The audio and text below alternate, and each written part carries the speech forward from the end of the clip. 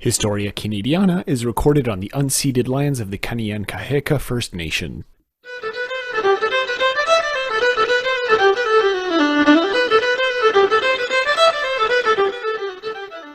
Hello, everyone, and welcome to the very 51st episode of Historia Canadiana. My name is Patrick, and with me, as always, is my chalet-dwelling partner in crime, Mackenzie.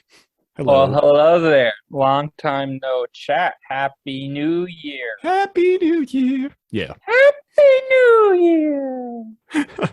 As usual, we go off the rails immediately. But That's yeah, because today. the rails are a capitalist machine. Wow. Okay. Johnny McDonald built the rails on the backs of workers. I mean, yeah, just like that's just a fact, but okay. Let's that's not quite what we're going to be talking about today, but we will most certainly come back to those railroads. Fucking railroads. Actually, pretty soon, actually. I think one of our, like, within the next 5 or 6 episodes, we're going to, like, explicitly talk about the railroads. Anyway, today we're going to be talking about what is, I guess, like a hot topic or a hot button issue these days, is the whole idea of free speech and just the ability to express yourself within society. Obviously, in order to maintain the chronology that we're kind of respecting in this show, we're going to keep it mostly maintained to the mid-19th century, circa Confederation. I'm sure we're going to be touching on, because free speech issues have always been the same, more or less. Yes, in a sense. Although in this case, we're going to be focusing on slightly different aspects as it pertained mostly to, in this case, newspapers and literary societies, right? So try to keep it within the cultural realm of, and a bit of workers' rights, actually. Come to look at the notes, a bit of workers' rights and union rights. So unions. Yay. Kidding. I mean, it's the age in which they're kind of emerging, so it's almost inevitable to talk about them. Yep. So before we get started, as always, a big shout out to our patrons and donors who have given their money and helped support us throughout the beginning of, I mean, that's it. Thank you for your money. That's pretty much like what it is. Thank you for supporting us and helping us grow this little project of ours that we do in, Montreal. Just two dudes chatting, and it's much bigger than we expected. Two dudes having a good time. Remember, folks, we're an internationally recognized brand in Estonia, Dominican Republic, Thailand, and India. Yep. And sometimes Canada, of all places. And sometimes Canada. Sometimes we dip in popularity in Canada.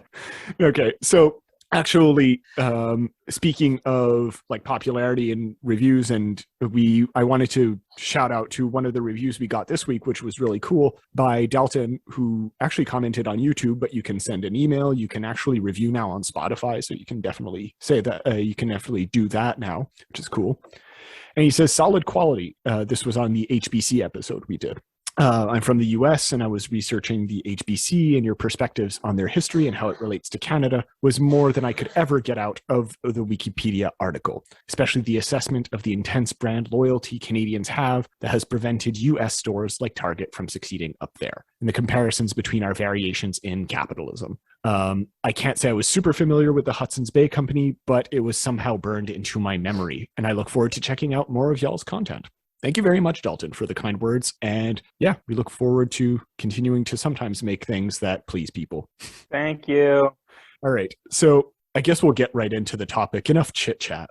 So getting into the idea of free speech and just the ability to like censorship and stuff like that. You were saying that it was relatively similar throughout time, right?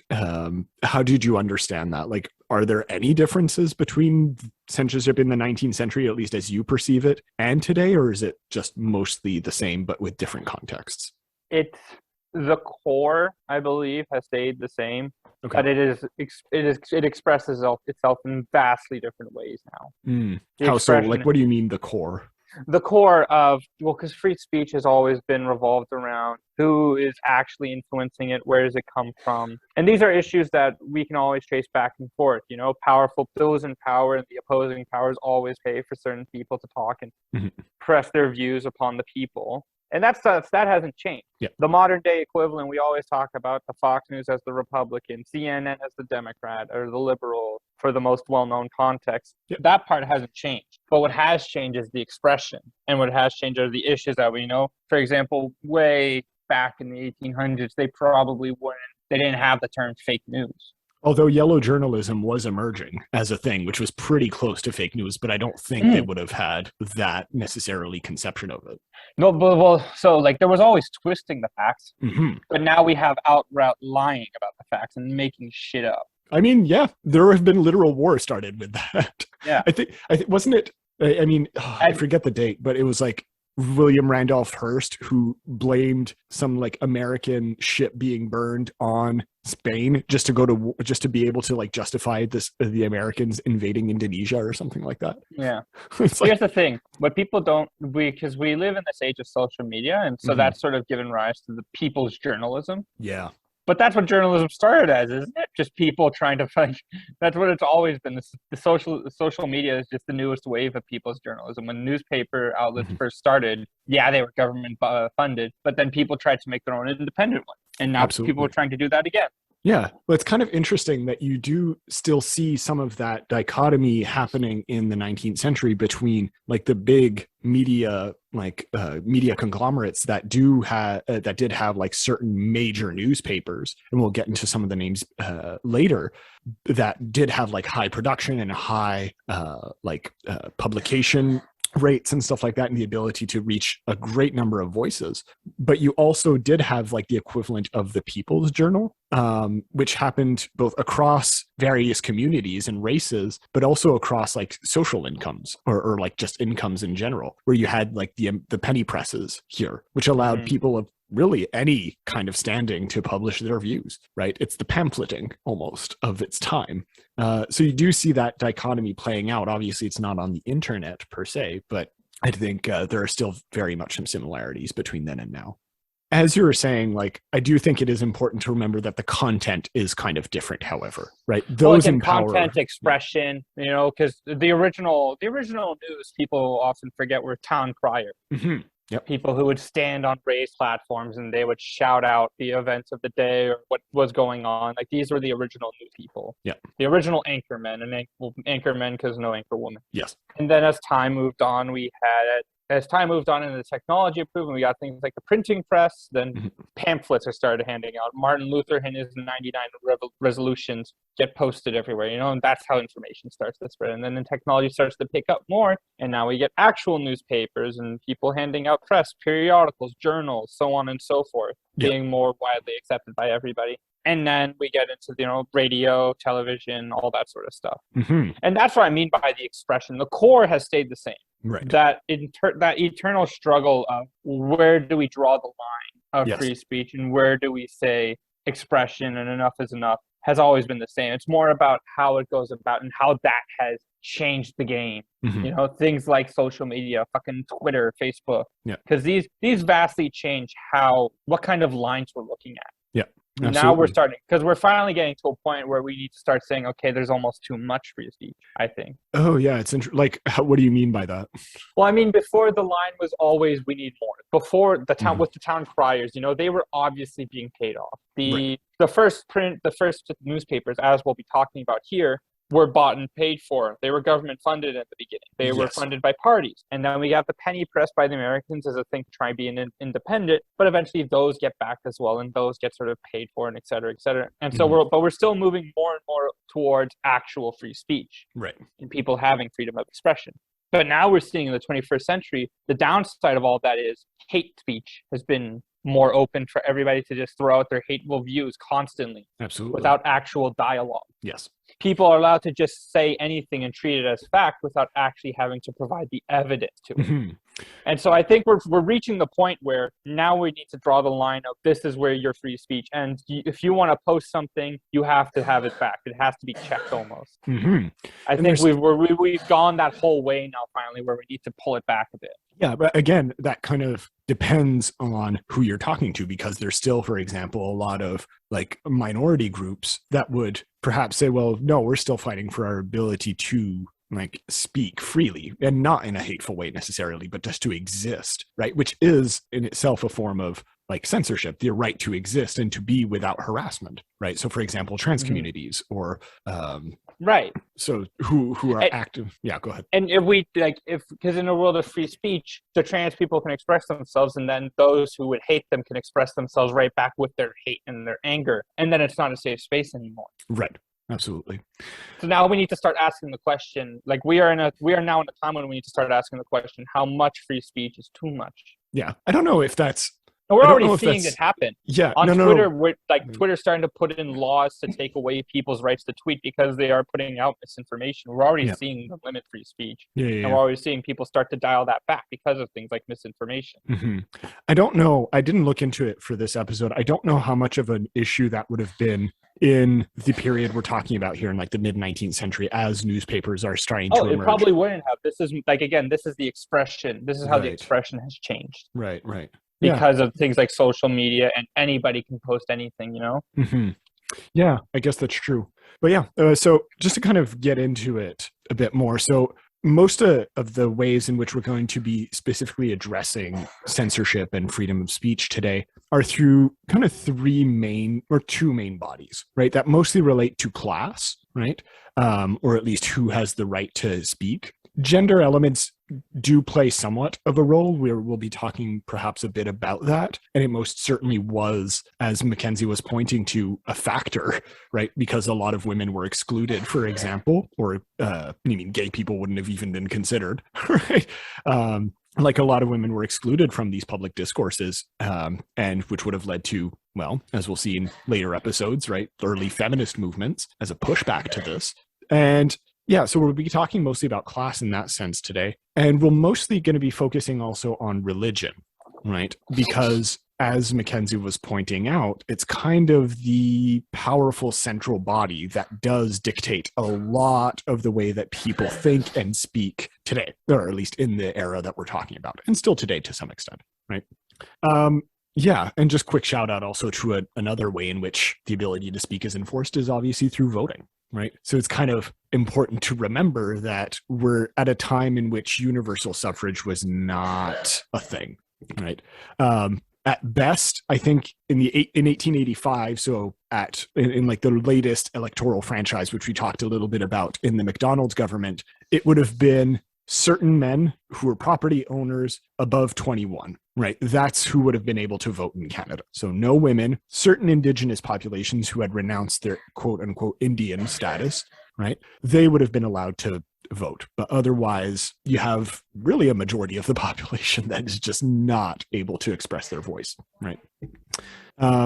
Yeah, I don't know if you had any other ways that you wanted to address that we're able to see like these abilities to speak that are like how they're enforced or anything like that. Or I don't want to say too much more just because eventually we have to actually get into the episode and talk about Canada and the more specific issues of Canada. Yeah, but I'm sure we're going to keep touching on these issues this episode. Free speech is such an important topic to talk about today, especially regarding how we understand it and how it's here in Canada specifically. Like, we don't think so much about it because the issue of free speech in Canada and freedom of expression in Canada is how things are hidden. Mm-hmm. As I've tried to talk about and we've talked about and we've come back to very often.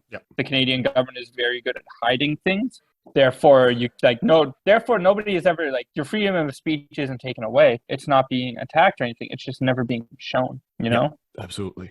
And that's kind of, I think, where a lot of these early newspapers that we can talk about here start to emerge. It's within that context of, well, certain voices don't really have a voice, right? So the first daily newspaper actually would emerge in Montreal in 1833. Right. So relatively early, right? Quite a while before Confederation. And as population grew, right? And this is throughout Canada in the 1840s and 50s, which is, as we talked about in the industrialization episode we did recently, was mostly a byproduct of like that increase in like technology and like health, access to health and stuff like that. And it led to, like, that population growth would lead to a permanent and rather extremely partisan daily press in Toronto, in Montreal, and even in smaller cities throughout British North America, right? So basically you see almost an entrenchment of certain ideas very similar to what you see today, right? Where it's like, this is a liberal institution, this is a conservative one. And as we'll see in some later ones, this is perhaps a more radical journal, right? So by the time of Confederation in 1867, virtually all of Canada's 291 newspapers, right, actually allied themselves with a political party, right? And they openly championed party causes. When the party won power, as Mackenzie mentioned, right, these allied newspapers would benefit from patronage, right, and from government printing or advertising contracts and the release of government news, right? So there was a vested interest in having a certain party get into power, right? Again, not too dissimilar to what you see today, right? The difference today, right? I don't know if you agree with me or not, but this is just like an idea that I'm having just looking at these notes is, when we're faced with almost 300 papers, right, news circulating in what would have been pretty much like 4 or 5 colonies, 4 or 5 provinces at the time, so still quite a few newspapers per colony, right? And, those 300 papers are divided pretty much between 2 ideas, liberal and conservative. So I don't know how much of a wealth of like difference there would have been between all these different newspapers at first. Like, I'm genuinely questioning myself, like how relevant it would have been to have so many, despite the fact that newspapers. Yeah, like especially if they were specifically allied to a party cause, right? Obviously, they're each giving their own news, right? Maybe a local news or something happened that they particularly knew about. But in terms of like electoral knowledge, I don't know if it would have changed much. Like all these, right? I don't know. That's just a random thought I had, but I can't see it having a huge impact. But yeah, in terms of like, for example, the Toronto Mail, right, was a vehicle for the Conservatives, but it was specifically a vehicle for the Macdonald style Conservative, which was like more liberal in certain respects. McDonald. Right. However, the Toronto Star. Oh boy, look at the news there from Mr. McDonald. What a poser. The Toronto Mail. Thank you very much. Oh, sorry, I got my Toronto Mail in the post today. Don't you know? Damn it. Oh, that McDonald. What a hoser. What a hoser, eh? No, but we're the Toronto Mail, so we're supporting him. He can do no wrong. That Chinese Exclusion Act, that's really good stuff. Yeah, of course. Yep. Anyway, look at those lazy liberals. So as printing presses and materials became more affordable, obviously more printers were able to establish themselves independently, right? And a number of them reflected the needs, interests, and politics and languages of specific communities. So the first newspaper, which was published in neither English or French, was actually a German language newspaper that was published in Halifax. And it was a weekly newspaper. And I'm going to butcher this. My German is really not that good, but it was called Die Welt und Neutschländisch Korrespondenz, which basically translates to the World's Nova Scotia Correspondence. And that was translated in that was published, in 1788. So I don't know. I find it kind of interesting that like 100 years before Confederation, we're already seeing I guess not necessarily a vocal, but at least a clear and practical way that certain communities are at least expressing their voices, right? And saying like, yeah, it's not just the English and the French here. Even if Nova Scotia likes to pretend that it's a very English-speaking place and kind of trying to push the Acadians out, Germans exist too, right? And that's at least something that we need to consider. Although I do find it interesting that it would have been published in exclusively German. Right. So but insofar as like, I it's just funny, This one German newspaper just floating around. No, but I don't know. I find it interesting to think about like the simultaneous thing of saying like, hey, we exist. Like we want to express our voice, but at the same time, we're pretty much only speaking to our own community because I don't think a whole lot of people in Nova Scotia would have been fluent in German. Right. I don't know what the statistics were at the time, but I can't imagine that. So there is this interesting duality that's happening between like simultaneously expressing yourself and really containing your message to a specific area. So it would only be in the 1870s that a kind of new breed of publisher would emerge, right? So this is led by men such as John Ross Robertson, who started the Toronto Telegram, and later Théophile, who would start La Presse, which is still going today. It's still a newspaper that exists. And as you were mentioning, Mackenzie, they founded newspapers modeled on the American penny press, right? Which basically meant that you could basically produce fast newspapers and they would sell them cheap, right?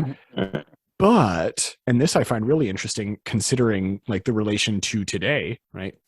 By the very fact that they were able to produce cheaply and publish every day almost, right? It kind of led to a new kind of news that was being published, right? So instead of partisan politics, right, and more in-depth, not necessarily in-depth, but greater stories, right, that tended to relate to wider politics, you start to see a shift towards crime, scandal, corruption, right?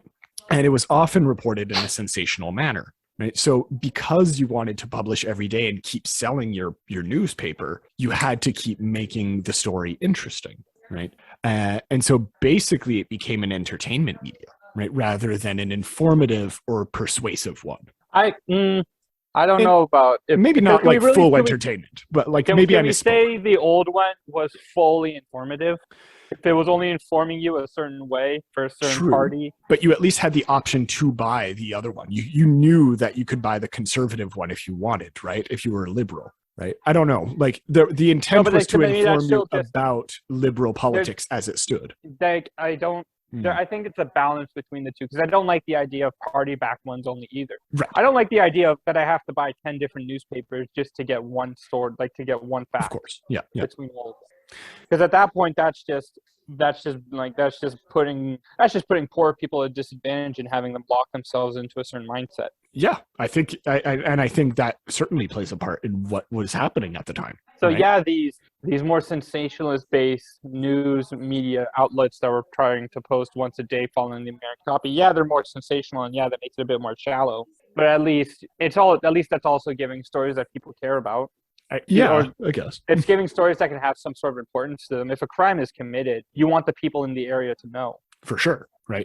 Why would the average man may not care so much about politics, and I'm sure those newspapers could still be popular with the people that are actually in a position where they can afford to buy all the different newspapers that allow them to all the different viewpoints to look at their politics. But right. I think the more sensationalist ones that you're talking about are better suited for more common people. For the common folk, the common farmer, because it has the information that they need to know that can pertain to them. Yeah, but that's not to say either. I think I perhaps misspoke, but I agree with you in a sense. But that's not to say either that the farmer doesn't want to know about politics either. Like they have a right to know as much as anyone else. And I think that class element certainly comes to play in it. And that's not to say that for example, the Toronto Mail didn't report on crime, right? It just prioritized other things, right? Whereas prioritized what was getting paid to post. Yes, exactly, right? Whereas in this case, they're independent, but it's still like the monetary element still plays a role because then you're chasing after what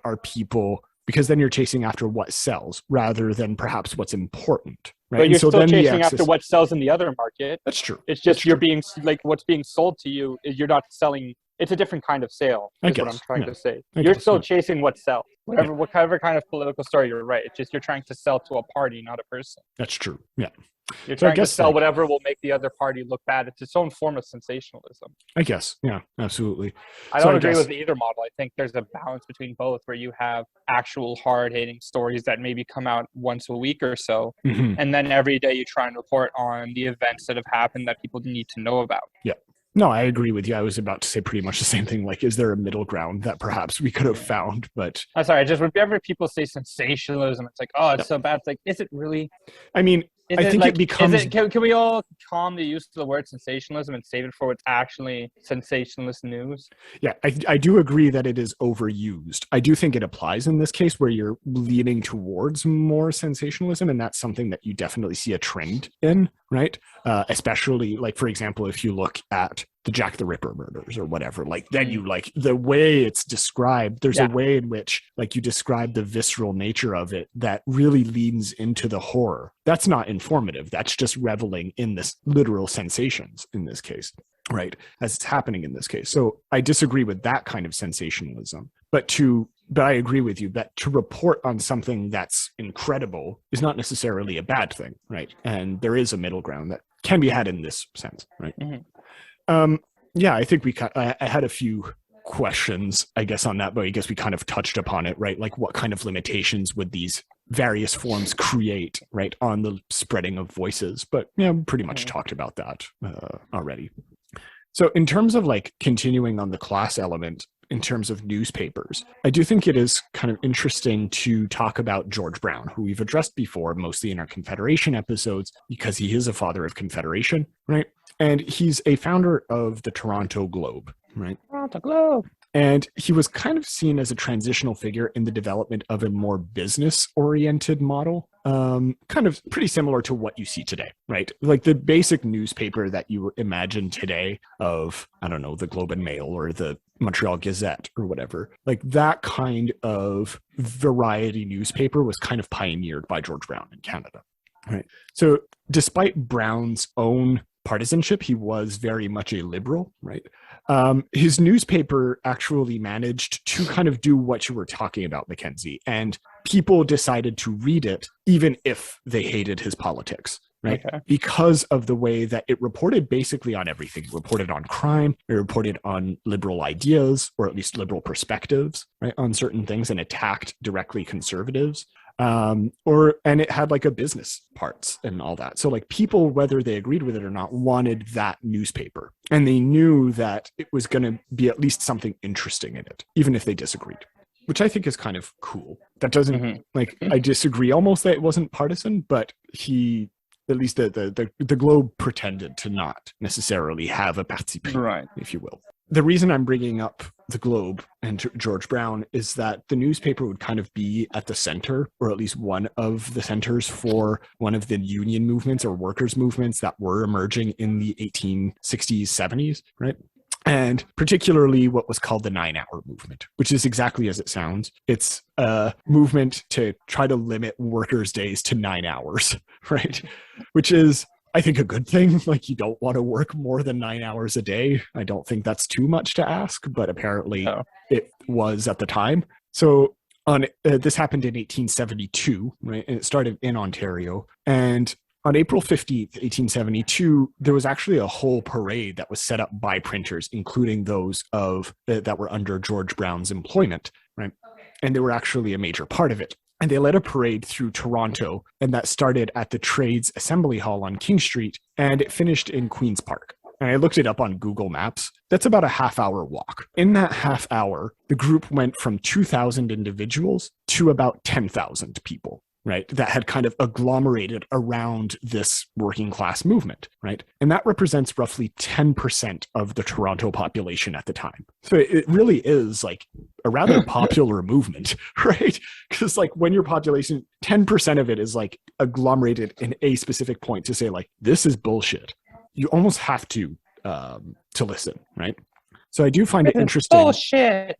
It is. And I do find it interesting that despite the ability of a lot of these workers to not be able to read or write, that this kind of expression, or at least ability to express your voice, does emerge quite naturally and in different ways, right? And I do want to put emphasis on the existence of these other types of things. Like expression is not just a written thing, right? It's a physical thing. It's something that you embody, right? In this case, as a workers' movement.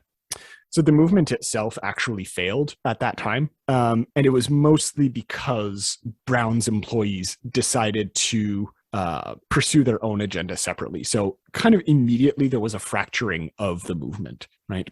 And our old friend MacDonald, in this case, is in part to blame, but I think blame is a really big term in this case, but it does kind of show the partisan elements of it, where he basically offered a lot of these people to say like, okay, forget the 9 hours, but like, will you accept the fact that you can actually unionize instead? And people, including and George Brown's employees, were among the first to say, like, yeah, okay, fuck it. Well, at least allow the ability to like agglomerate together and to say, like, we are a unified voice, right? And it would basically push this kind of fight to another time, right? Yeah, so to me, this kind of represents both the positives and negative sides of free speech that you were bringing up, right, earlier. But there are certainly some limitations to it, right?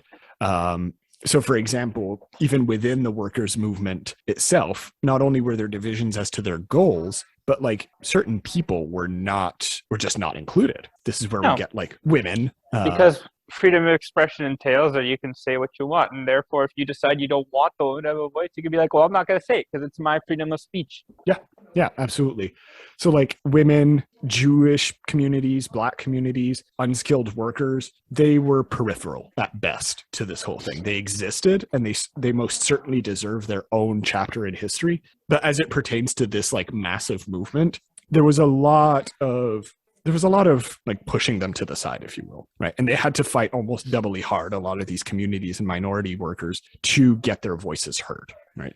Which I feel kind of brings up a really important element of free speech, is that it kind of requires a lot of organization. It's not exclusively this thing that happens instantaneously, in a sense. I don't know if you agree with me on that, but like it does. I think free speech does require a certain amount of cohesiveness, in a sense, in order to function validly as a message, right? And that's something that you see a lot of issues with, for example, today on like climate debates, right? Can we all just kind of agree on certain things that need to be done? But no, that's already very hard. And so it kind of limits who's allowed to speak about what in this case. Whose voices are stifled. Right. I don't know if you had anything to say about that specifically, but it's just a thought that came to my mind as we were kind of going about through. Free speech. Yeah, but like these limitations in this scenario. Yeah, no, the idea that free speech means the debate is always on, and it's kind of an irritant that way. Can't we agree certain things that just aren't up for debate anymore? Apparently not. Gravity is not a scientific theory, folks. Gravity is gravity. You drop an apple and it falls. I don't know. I'm not quite convinced of that one, actually, if I'm being perfectly honest. And it's an issue we see all over the place where some people almost just want to have the debate to have it. They just want to argue for the sake of it. Yeah, I wonder how much of that like plays into it. Yeah. Well, that's the other part of free speech, because that means that anybody can express themselves even if they're not serious about the discussion. Then why express yourself? Like, I don't like not why express to amuse yourself. I guess. Trolls. They're trolling. Yeah. Fucking trolls. Have you seen, by the way, speaking of free speech, I think it is a good example of this. Have you seen the recent movie, the Adam McKay movie? It was quite popular. Don't Look Up. Yeah. I don't know. To me, it's like a relatively, it's not obviously a one for one, but it does kind of hit upon that note that we're talking about here in a sense. Oh, no, that's what the movie is about. That's literally the satire of the movie. Right. So it's like, there has to be like some kind of cohesiveness in order for the actual message to make any kind of sense. And that's something that's lacking in this case in the union workers movement in Brown's newspaper and just in general today about a variety of things. This is nothing new, but I do think it is interesting that it was an issue at the time as well, right? And that we kind of haven't, we've changed in many ways, but it's like, yeah. It's just that now I find that issue is causing real problems. Debating things like COVID and climate change is causing actual widespread like problems around the world, where that people are dying because this isn't a debate of is white wine better than red wine. This is an actual this affects people. Yeah, you know. And I mean, it affected people also in the unions as well. Like that was certainly but it's not. What I mean is, it's not as global. Yes, absolutely. I mean. Yes and no. It's not as global insofar as the environment is obviously a global issue. Yes. I don't think that's a hot take. Or as far as or more can I say, unions don't have a definite solution. Yes, obviously. Yeah. Like that's why unions exist, so they can debate and discuss these things. Like there is discussion to be had. Yeah. But then in other issues, like we know what the solutions are. Yes. Yeah. No, I agree. And yeah, it was mostly to say like the idea of asserting your rights, I think is more of a universal than perhaps, I think we really understand that today, but it was something that had to be fought for. So one of the final things I want to bring up right, in terms of newspapers, and that'll kind of segue us into the like religious element and like the final element that we're talking about in terms of censorship, is a French Canadian newspaper that was started in 1847 and lasted only 5 years. And it's called L'Avenir. It was originally known as Le Sauvage, literally the savage. I don't know if it's in reference to Native Americans, like as a slur, but I wouldn't be surprised if it were. So I'm not going to pronounce myself too much about it. I'm just going to like mention that it's very possible because it was the 19th century. So anything is possible at this point, really. So L'Avenir actually takes Brown's idea a step further, where it combines the independent nature of its politics, right, and also adopts the penny press formula, right? And it would actually follow this kind of cooperative structure. Officially, it didn't have at first, at least, a kind of official party line, but very quickly it did start to align itself with more like radical liberalism as it emerged in French Canada, right? And as it was kind of embodied by Louis-Joseph Papineau, who had recently, only 10 years prior, gone through his rebellion, right, with Alexander Mackenzie. And so that idea was still fresh in people's minds, right, especially in French Canada. And there were a lot of publications that emerged in order to express that in a less like violent and practical way. So the L'Avenir was founded by Jean-Baptiste Éric Dorion and Georges Bachelard. And they are two members of what is known as the Institut Canadien de Montréal, right? And many of the members of that institute would very much contribute to the newspaper over the years. And we'll get back to what that institute is later, because they'll be at the center of what is probably one of the most famous censorship cases of the 19th century in Canada. Woohoo! So the mission of the newspaper is quite clear. I will link, I guess I'll link to it, but to the page where I found it, but it was part of a doctoral thesis that I found it, so I don't know how easy it'll be to link it, but it basically says, kind of improvising here, oh my god, this is horrible. There's already racism in the first line. The homonym, the red Indian homonym, the redskin homonym, hunted in the forest, in the rivers, in the air, plunged in the valleys, went through the plains and above mountains. We will do the same.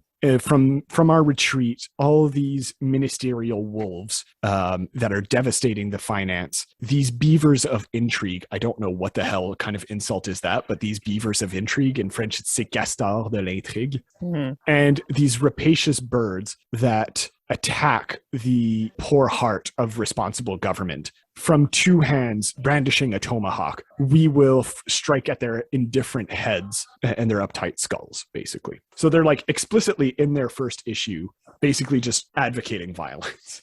Like just straight up saying like, fuck this, the British system is broken, we're not getting a proper voice, and much like the quote unquote peau rouge, Redskins, we will attack you with a tomahawk.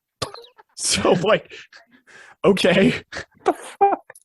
But like, okay, as far as I know, there were never any like radical or like massive acts committed by or like violent acts committed by any members of the Institut Canadien de Montréal. But it very much embodies that image of like, no, we're attacking something, right? In this case, with our words and our ideas, I think more than anything, as the institution will show, right? But nevertheless, it is kind of like a striking image to start your newspaper with, of like, let's just kill some British dudes with a tomahawk and see what happens. For science. For science. But so it is kind of interesting that like such a radical idea can actually have a place to emerge. And there would be very much some pushback. That's not to say there wouldn't, but that something so incendiary would be allowed a platform in what we generally imagine as a very uptight and Victorian era, I think is kind of interesting to note, right? And that it would last for like 5 years as a publication, which not a lot of things can say that, right? So the Institut Canadien de Montréal itself would be founded a few years before their newspaper, so it would be created in 1844. By a group of basically young French Canadian intellectuals who wish to establish a center of patriotism and culture. Many groups like this already existed, but somehow the Institut seemed to kind of galvanize a lot of support, right? And some of its members actually like made a general call to the youth of Montreal and said like, come join us. What would you like to see in this? The youth. Like, the youth. Like that's the way that it was described in the source I the found. youths. The youths. Look at them youthing all over the place. But like about 200 of them actually showed up. 200 like, youths. 200 youths actually showed up and like decided to create this society based on what their young kind of like radical brains wanted to think of. And like this is the nice part of free speech, you know, allowing people to gather, discuss ideas, even if it's a hate group, like because that's the same coin, you know, this is the same way that a hate group would start. Yeah. But these are the parts of free speech that we need to allow existence of. Yeah. Absolutely. And it's always a line to toe. Yeah. And it's something that I think in many ways has been lost. Like how many organizations can you like legitimately say will get that many people if they call you like in a few weeks and say like, come one, come all, and like 200 or 1,000 or 3,000 people would show up. Right. Well, I mean, we see that, but it's more for like influencers, you know? Yeah, exactly. It's not like a movement that wants like major social change, right? Or like a political group. I don't know, like very few, it seems to be, at least in Canada, actually manage to agglomerate that many people. Perhaps it's just me that's not aware of them, but you know, aside from the climate strikes, which happened here every year, but that's like something that's planned way in advance. Like just like a spontaneous group forming like that, I think is something that doesn't happen particularly often, which kind of, I think, shows some of the more like the special element of the Institut Canadien Montréal in a sense. Also, in a sense, kind of ties back to our industrialism episode where we were talking about people being fearful of what children and young people would do if they were not allowed to, like, if they were not in work or if they were not supervised. Right. Now, granted, a lot of these people are well-read and rather bourgeois. They wouldn't have been necessarily working class, but it does kind of tie into like those fears of like, oh, people actually do get together and actually organize around an idea that's interesting to them if we don't force them into like 9 or 10 or 11-hour days, right? If we don't make them work so much and work themselves to death, it looks like people have interesting thoughts. Yeah, they actually like have things to say about the world in which they live. What? Wild. Yeah. So the actual intent, despite the radical newspaper clipping that I read of the Institute, was to create a literary society, basically, and Montreal's first French language circulating library. Right? That's pretty much it. It was just a bunch of people getting together and talking about books and ideas, which is perhaps one of the most dangerous things that you can imagine, but it is at least the intent of the Institute.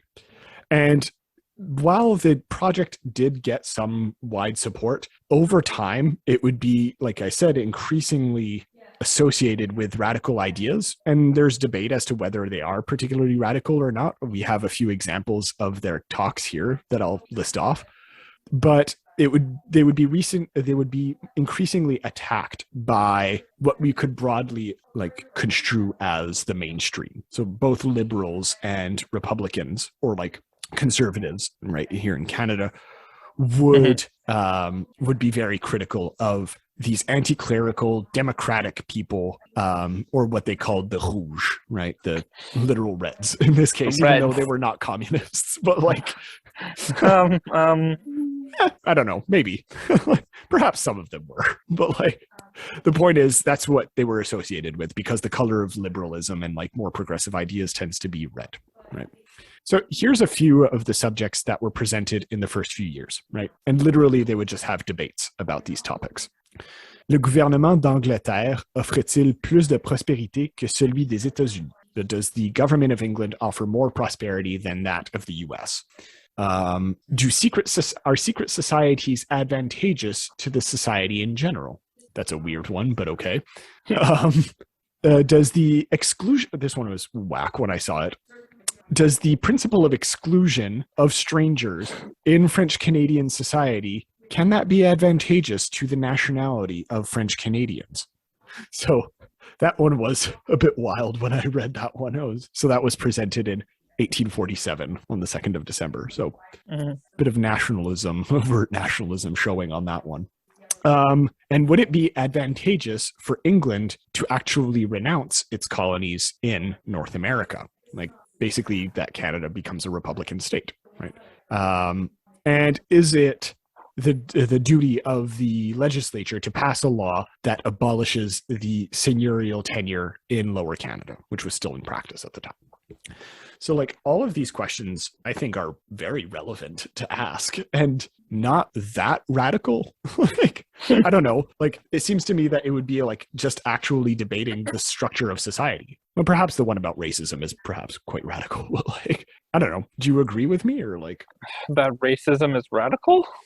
No, but like the type of subjects that they're discussing, they're not that like absurd or out there. Like they seem to be questions that would be on the minds of most people, right? Or at least some people that were well thought of, right? I don't know.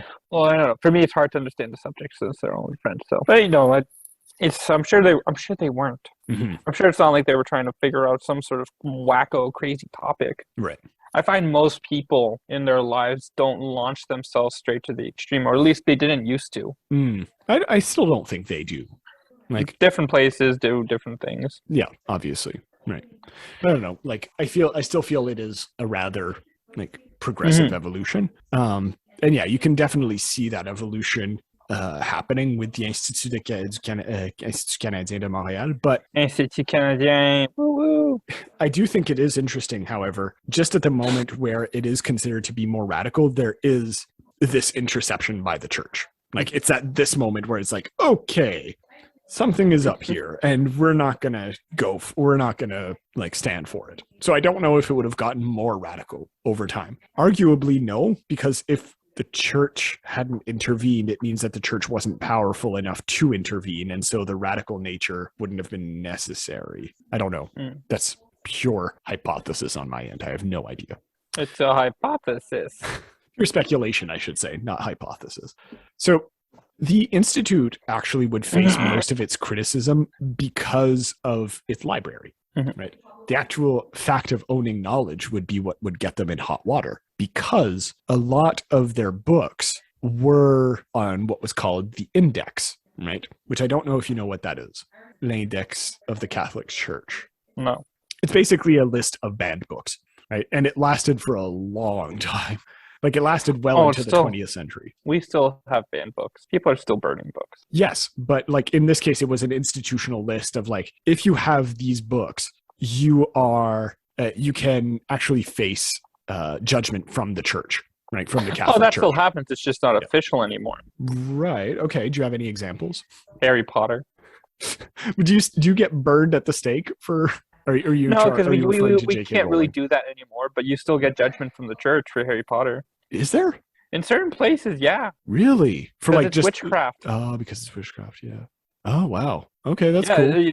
We think these things have gone away because they're not on official lists anymore, but they haven't. Right. You know, there was a whole set of to have a more Canadian example, I guess Canadian in quotation marks. Sure. There was a time only recently where there was a burning of a bunch of like Asterix and Obelix. Yes. I remember that. That was a woman that ended up, I might be radically misquoting this, but it was something like this lady was claiming to be of a Native American like descent.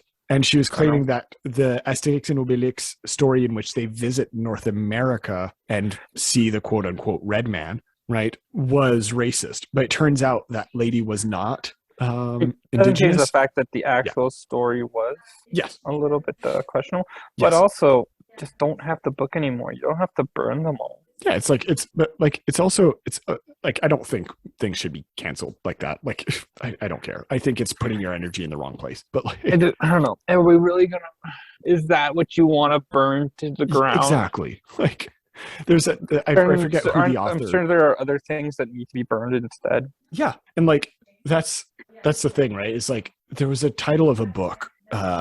Whose name I can't, by an author whose name I can't remember, but it was like the name of the book was burning or canceling comedians while the world burns. And it was like, is that really where you want to like, is this really the most important thing right now? And like, yes, certain things need to be questioned for sure. Like definitely in our relation to them. Absolutely. But like, why this? Like, I guess because it's an easy symbol. Yeah, it's an easy thing to attack, I guess. Right. But I don't know. I don't know. I feel like there's a lot more, Yeah. that we could be done, that we could look at. Yeah, I agree. And like, I feel like something similar is happening here, right? In which the index in general is mostly concentrating on like these books that are incendiary in a sense, right? And are very Incendiary. right. I don't think they actually burned them, but they did confiscate them. I don't know how much they would have burned them or not. No, but like, I don't know. The idea, as you sort of had this, like, you didn't even realize that people still were judging you for Harry Potter and all that. That's and true. I think the fact, if there was an index, I think that's something that would almost be better, because that would be an official thing that you could take a stance against. Mm-hmm. You can't take a stance because there's nothing to take a stance. There's no solid proof. It's just a faceless mob. Yeah, absolutely. And I think what made, in this case, the church is represented by Monseigneur Ignace Bourget, who was kind of I think he was the bishop of Montreal at the time. Yeah. And like, I think the biggest fear is not only the existence of these books, but the fact that the library was free circulating.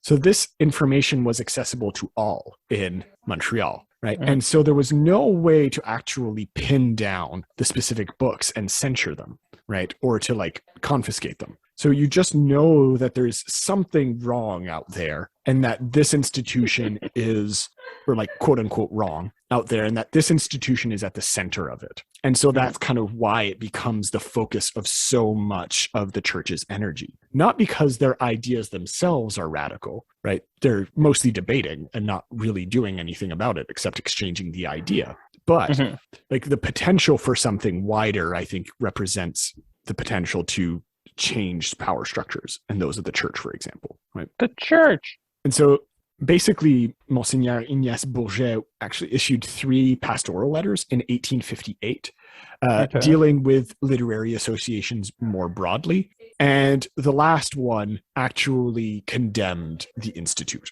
and forbade all Catholics from becoming members of the Institute or staying members of the Institute, right? And they could not frequent its library, and all members were threatened with excommunication and refusal of the sacraments. Right? We won't read the letter itself. I'll link to the letter, but it's very long and kind of boring, but I'll link to it. It's freely available online on canadiana.org or .ca. Canadiana.org. It's great. Like, you should definitely read it, but that's kind of the gist of it. He kind of takes a really long-winded approach to saying, like, these people are aberrations to what the church represents. Like, that's pretty much what he's saying. And again, it kind of shows the duality between who's allowed free speech or not, because Bourget would be known for promoting very much similar things to the Institute. Just he did it through the official auspices of the church. Right? So like civil society would be free from partisan control. He wanted that he wanted better access to French Canadians to universities, right? Which was not something that, so like certain level of education was encouraged by Bourget, right? He was nevertheless, right, a kind of ultra conservative and what we called an ultramontaine, which is basically like the Orange Order that we were talking about, but for French Catholics, right? They wanted like French Catholic hegemony. And so that kind of is where it clashes with the Institute. As much as they want, as Bourget or someone like that would want certain progress, it's only within these strict guidelines, right, that it would happen. So I guess it kind of defeats the purpose in a sense, or I guess it establishes those limitations that you were talking about, right? So after this, like, very public letter, about 1/5 of the members would just leave. They would leave. They would bow to the pressure, and they were like, "Fuck this!" Like, and God. I can get the fear of it, because I'm sure a lot of them, for a lot of these people, as you can see with a lot of movements today, it was like they're there to learn or to know more about these institutions, but their heart or their like actual engagement with it is surface level, and there's nothing wrong with that. But no, if that's what's going to happen if you demand a certain amount of belief or faith, you know. Yeah. And I think that's when the problems of free speech start to become more apparent, is when people demand a much more, it's hard to explain later. It's when you try and nail somebody down to have some sort of commitment, you know? Okay. that there's Do you a wanna failure elaborate of the on that? system. It's, for example, here, that we have Bourget, this church, Mhm. and he's condemning people who aren't totally committed, right? Yeah. Well, that's an easy way to lose anybody, and that's an easy way to lose the discussion, For sure. because then it's not about the discussion anymore. It's about you. It's about you having more power and more influence than the other guy. Yes, absolutely. And so, yeah, it becomes, And we can talk about that with any number of issues. yeah. And we've been Both making sides of the aisle. parallels. We've been making parallels to today in many ways. Like, it's not anything that's going away. And it's the main problem I have with a lot of people fighting for climate advocacy right now. Okay. It's because they say make the full commitment right now. You have to go 100% vegan right away. It's the right thing to do. Take your bike everywhere. Do this, do that. It's like, Right. okay, so you're going to lose everybody. Yes. You're not willing to have any discussion right now. Mm-hmm. But like we've been discussing this for 60 years also. So again, I agree with you, but I can kind of understand the sides of this of like, yeah, no, but I can understand, but they still have to be willing to say, for sure, this is how you start to make the changes. Instead of just telling somebody to do it, you're not telling them how to do it. You're just telling them to do it. Yeah. And that's a big lifestyle shift. And we've been having this discussion for 60 years, but it's only become public recently. Really? Yeah, you're right. Absolutely. I don't know. Anyway, going back to something like Bourget and going back to the more old school French Canadian example, it's an issue where that's going to put a damper on free speech. You're right. That's going to be an accidental limitation. Right. I don't know. I think People they are were just gonna stop actively listening. thinking. I think they were actively thinking about blowing up pipelines. Like I think that's totally what they were thinking about at the time. I mean, we're still thinking about blowing a pipeline. So No, I'm making a joke, but like, oh, I don't think pipelines were a thing back then. I have no idea. I don't know. Maybe like sewer pipelines. I don't know. I guess, yeah. Anyway, point is Plumbing. blow up plumbing, the radical move of For the church. 1858. The church wanted you to blow up plumbing.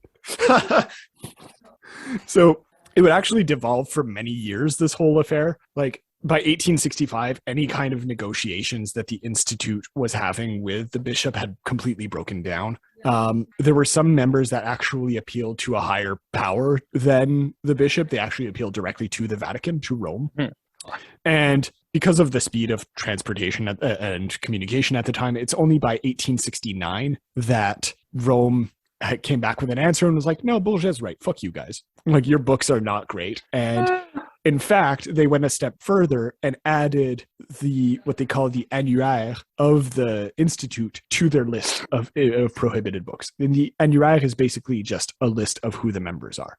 Right. So we're like, not only are your books banned, but your very existence, or at least the proof of your existence, is just on a banned book, on a banned list of books. So fuck you. Fuck you. Yeah.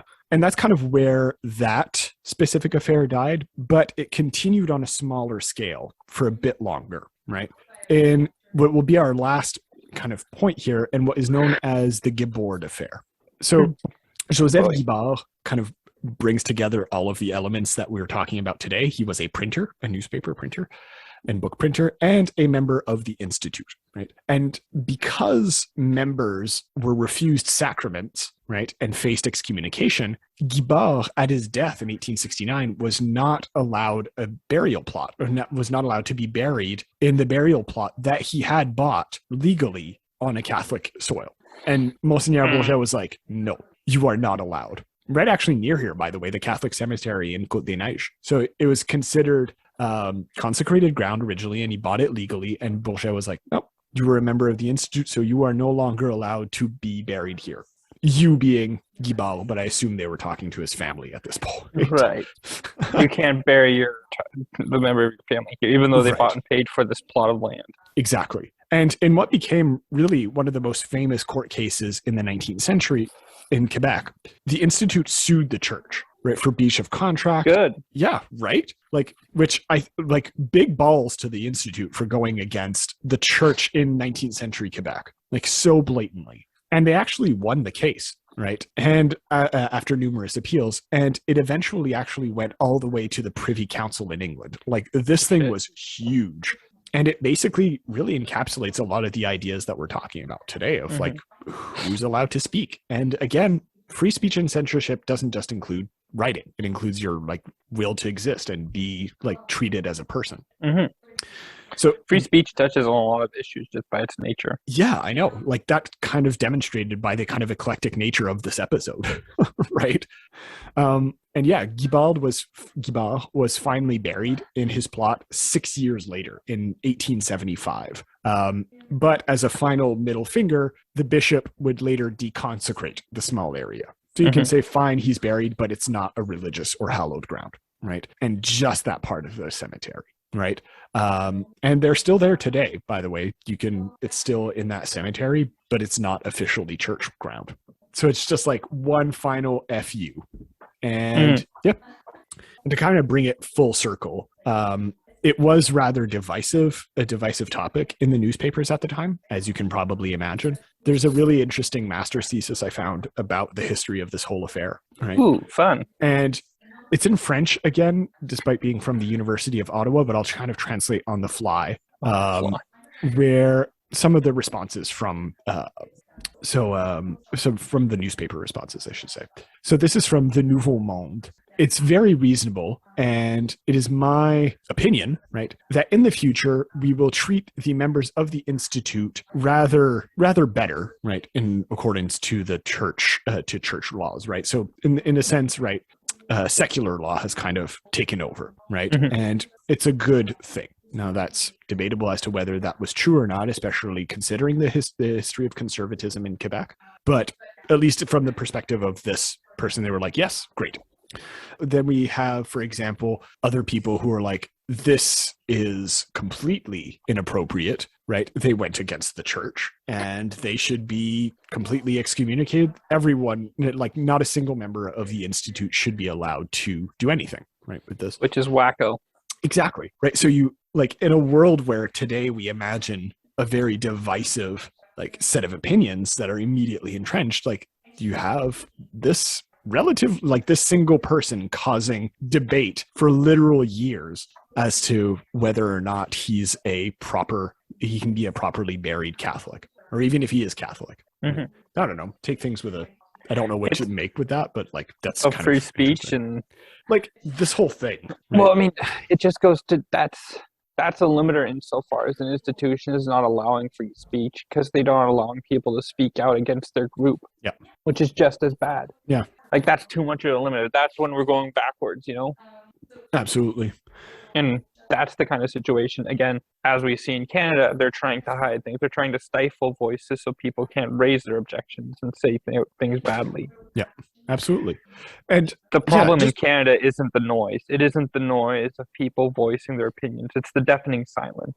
And that's, I think, what a lot of what Bourget kind of represents is that silence, right? Or that desire to silence certain things. One voice. Right, exactly. It's like, yes, you can argue that he advanced certain good things, and in many ways he did. He tried to do certain things, but at what cost, right? I don't think it was a good excuse to to kind of annihilate certain voices, literally. But yeah, I don't know. It's something that I think we need to keep in mind. Do you have any final thoughts? Like, we've talked about this for like 75 minutes about at this point, like any of this history or like cultural history, is there anything that you take up of it today? Do you have any final thoughts about like the rise of what we now see as modern media, like the seeds of it today? Do you have anything that you wanted to add about that? Anything to end us on? Free speech doesn't just mean saying whatever the fuck you want. Use it appropriately, people. Use your voice appropriately. Right. As we've seen here, the dangers of choosing when and where to express yourself so it has magma effect. If all you do is if you just keep shouting, then people are going to stop listening. Yeah, absolutely. And I think like for all my my disagreements with some of the things that they represent, I think that the Institut Canadien de Montréal kind of embodies that in a really interesting way. Like, instead, yes, their newspaper had like that one thing, but they never like acted upon it, but like of choosing to actually use your legal means to their full extent and to say like, no, these are our rights. Like we're allowed to say this. And just because you're the church doesn't mean you can go against it for something like that. Right. And to actually go at it in a level-headed way. And for the most part, obviously there would be like I think some of the newspapers that commented on it were rather like inflammatory in many ways, but yeah, Anyway, I agree. Great. This was good. This was fun. 19th century cancel culture. I think that's what I'll call this episode. Perfect. I love it. That'll be the perfect clickbaity thing. Victorian canceling with like 5 question marks and an arrow pointing nowhere. All right. As always, thanks everyone for listening. If you have anything that you want to add to our episodes, just send us an email. If you have any comments about past episodes, send us an email or reach out through Facebook, reach out through Twitter. We're on all kinds of things. If you want to support us, the best way to do that is through Patreon. You can, I think, choose an amount, or you can choose for $1 or $3. You get access to an extra episode a month at the $3 level that is run by Mackenzie, which I think we'll be recording soon for our next one. And it's all about pop culture in Canada. It's really fun. And yeah, honestly, I recommend it. As always, you can also just donate to the show if you don't want to have access to the Patreon, but that's up to you. And finally, leave a review. You can do it literally anywhere at this point, and it really does help. Do it on iTunes. Do it on Spotify. Do it on Google. I don't know. Everywhere is a review. Tell your friends. Anyway, thank you everyone for listening, and I hope everyone had a wonderful holiday season, and I hope that the new year is amazing for you. All right, bye.